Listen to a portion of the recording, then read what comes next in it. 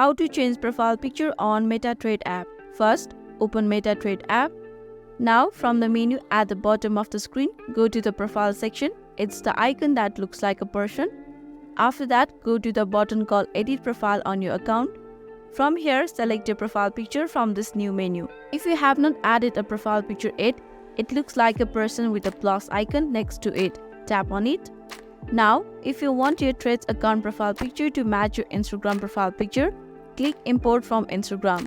Or if you want to choose a completely new picture, click on New Profile Picture. For now, I'm going with Import from Instagram. So, when you're happy with the changes made to your profile, tap down on the top right corner of the screen to save your new profile picture. And as you can see here, your profile picture has been changed. So, this is how you can change profile picture on MetaTrader app. Hope you found this video helpful. Please don't forget to like this video and subscribe us for more tutorials. Thank you.